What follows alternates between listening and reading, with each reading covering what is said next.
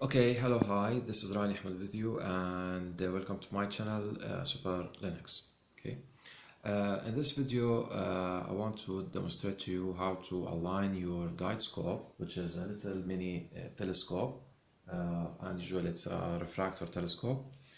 Align it with your primary telescope. Okay, this is the primary telescope, this is your guide scope. Okay, let me just give you like a nearer view to the guide scope. Okay, and we will move back to the current position. Okay, so this is the guide scope. Okay, and as you see, it's sitting with brackets on the telescope. Now this part here is not the brackets, and the guide scope are not part of this telescope, which is a Celestron Astromaster 130Q, very famous telescope. But those things are accessories that you have to buy later. Okay, they don't come with your telescope. Now, and as you see, just so we use the guide scope just to help us at aiming at things and the sky. As you see just here, you say, now I have just if you want to argue, okay, or debate this thing, now you have here a red dot pointer. Ditch it. It's not something I did not know how to use it even. It's like very hard to use. This guide scope, okay, the guide scope is very much easier to use, okay, and it will help you a lot in finding things in the sky. Okay.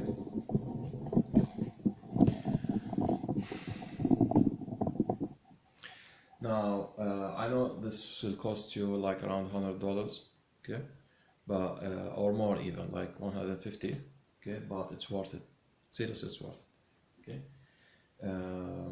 And of course, because it will exert more weight on the telescope, you might need to add on the German equatorial mount some more something more, which is get the arm of this arm. Okay, the arm of the mount. Okay, this one here. You have to elongate it. Okay, to make it longer. Okay, get a longer rod. Okay, and ask for someone who works in CNC machines to make you this rod. Okay. Now back to our topic. Okay. Now the alignment will help us in making the guide scope truly guide us. Okay. The guide scope usually, and it's always, it's something like it's a must-have, okay, to be like weaker in zoom compared to the primary telescope. Okay. And I expect, this is my estimation, that usually they don't have to be more than 1/3 of the power of the primary telescope. They don't have to be, okay, even try to make it as small as possible, okay, but not as very minute, okay, don't make it that small also, okay. We want something, okay, that's normally understandable, okay. Now because this one, the guide scope, okay, is weaker in zoom than the primary telescope, this means that you will have a bigger field of view. So this means that instead of seeing as such, you'll see as such. Okay, so put your hands like this, okay, and put your hands like that. Okay, so this is like your when they are folded like this, this is your primary telescope, this is your guide scope. Good. Now but the zoom here in the primary telescope is very much stronger compared to the one inside the guide scope. Okay, and the whole idea is like similar to having somebody who's coming from abroad. People are coming, like his family or something like that, you know, some people, some friends, let's say there are like 5 people, 5 persons, and they come here are the 5, and here's him. Okay, he's coming, he's approaching. Now, what the first thing he will do to say hello to each one, okay, first of all, he has to select one of them. So he first scans. So this is scanning. This is what you will do with your guide scope. So you're searching for something in the sky. You're searching for a star or an object, another object, comet, I don't know what, planet, whatever. So now you're scanning. Now, of course, you selected one to start with, saying hello to. Okay.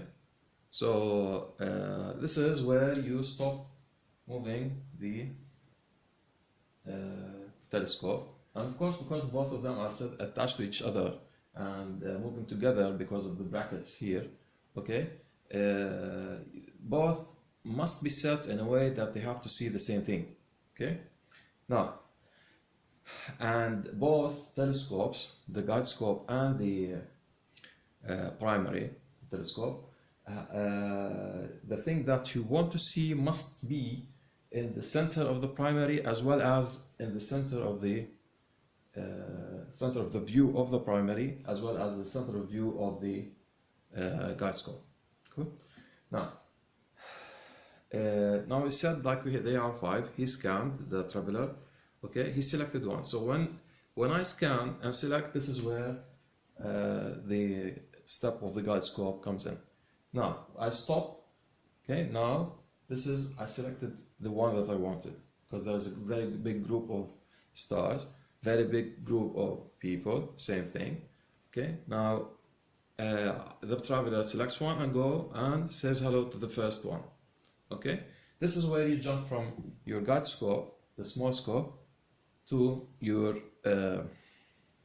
primary telescope. Okay, of course the guide scope has its eyepiece sitting here.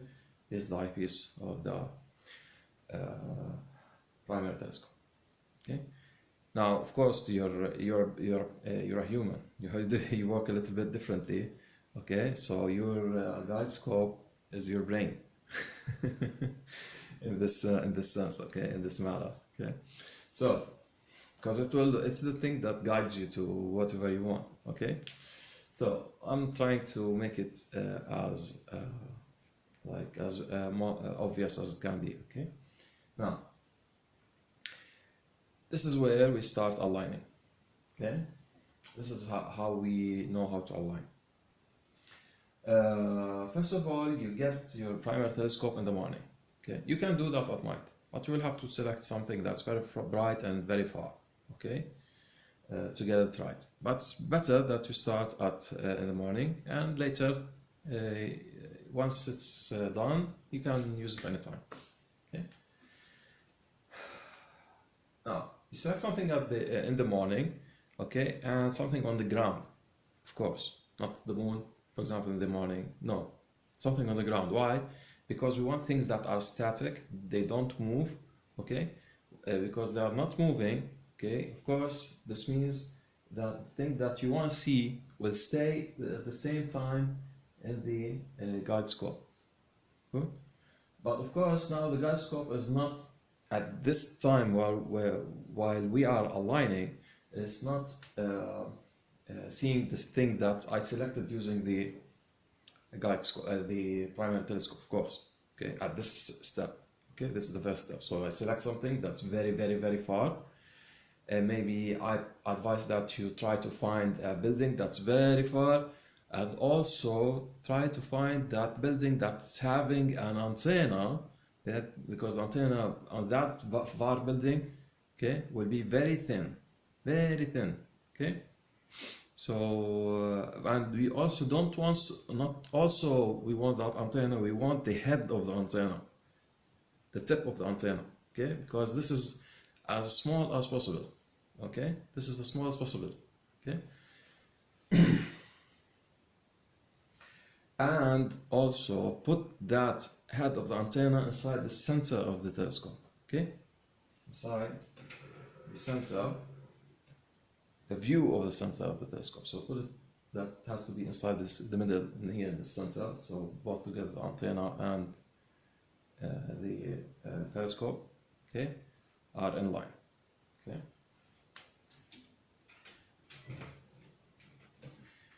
Now, you fasten the telescope, the screws, everything, keep it firm, don't let it shake.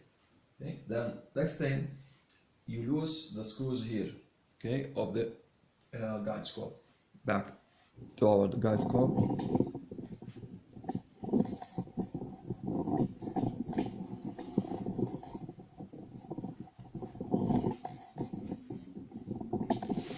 As you see, there are screws here, 1, 2, 3, 4, 5, 6. There are also other screws from the back. Okay. Now, you unscrew those screws, 6 screws, but of course you don't remove them from their rings. Okay, as you see, here's a ring. Okay, there are rings here holding the guide scope. Okay, so here's a ring, here's a ring. Okay, so don't remove the screws from the rings. Okay, but keep the telescope free. Okay, the guide scope, keep it free so you can find by moving it around like this. Okay, up, down, left, right, whatever. Okay, until you find the thing that you selected using your primary telescope. Cool. Now, once you find it, keep your hand steady. Okay, keep it steady. But of course, we're not asking you at this step to make the item or the object, or for example, the head of the antenna, as we said, okay, to be exactly in the center of your guide scope. This is just the time where we want to find it. Later, once I screw the screws of the guide scope, okay, I try to like play with them until I find that item sitting or is seen inside at the center of the guide scope. Okay, but of course, okay, keep your primary telescope steady. Don't make it shake. Don't make it vibrate. Don't make it shiver even. Okay. So and also don't fasten the screws too firmly. You know, don't do that. Okay.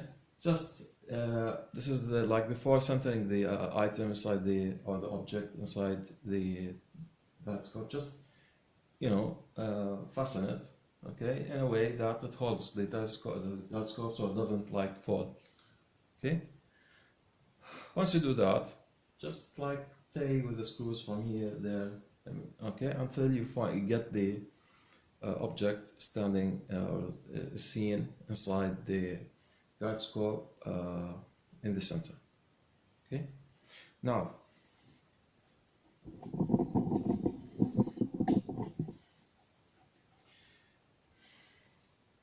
yeah.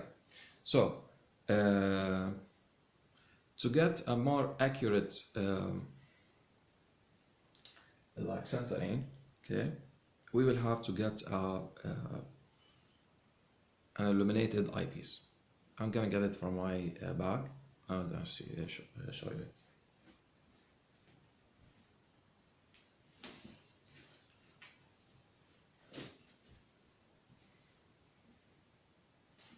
So here it is. This box contains an illuminated eyepiece, and this eyepiece is 25 millimeters in focal length.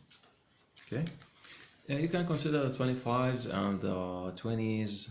You know, something in between this range from 25 to 20, something like you're using almost half the power of any telescope. Okay,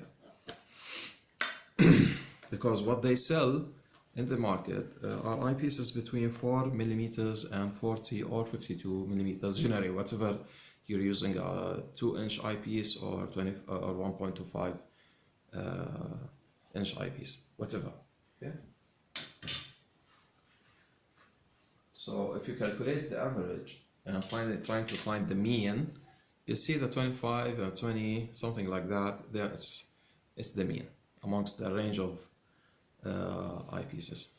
Okay, so this is the 20 or 25 millimeter illuminated eyepiece. This is where you have here, wristwatch battery. Okay, so 2 batteries here are installed. Okay, this is the knob where you turn on and off the illumination inside the eyepiece, and what will be illuminated is just a crosshair, a red crosshair. Okay, and that crosshair will be the thing that will resemble you know when you have a bullseye, just to aim. Okay, so here let me see. Yeah, so here, see, and I can control the brightness. Okay, so let me get it more nearer, and we can cover the camera, because when you are so near it will give you a better view. So what you want to do, okay, or what's expected from you to do is that the cross, okay, here the crossing, okay, or I mean the point where the lines cross beside that plus sign, okay, is where you want to put, for example, the head of the antenna, okay, on it. So understood? So so you do that for and you do that for the guide scope and the of course the primary telescope. So and it's advisable that you have two, okay, although it's not necessary. You can just switch and move the eyepiece between both telescopes, okay. And it's more advised that you use the same eyepiece, because this I mean same eyepiece, I mean in power, okay.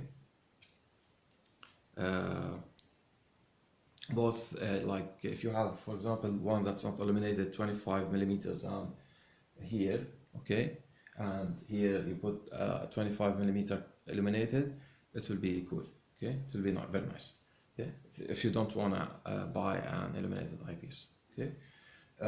There's also an illuminated eyepiece that's 12.5 millimeters, okay, in focal length, okay, so it's up to you, whichever you want to select. But this one, because is a little is weaker a little bit than the 12.5, it will be better for you to get a better view, okay, because as we said when we started this video, a weaker zoom can let you see more things, and those small things will be your reference to the thing that you want to select, and that's it. And you're welcome to my channel. You can, if you want to ask me and meet with me, I have a live on YouTube. I do a live broadcast on YouTube every Saturday, 6:30 GMT, okay, Greenwich Mean Time, London time, let's say Britain time. So you're welcome to my channel and ask me anything you want in computers, networking, programming, etc., and astrophotography too. Okay, and thanks for watching. Please subscribe, click like, and thanks again. Okay, bye.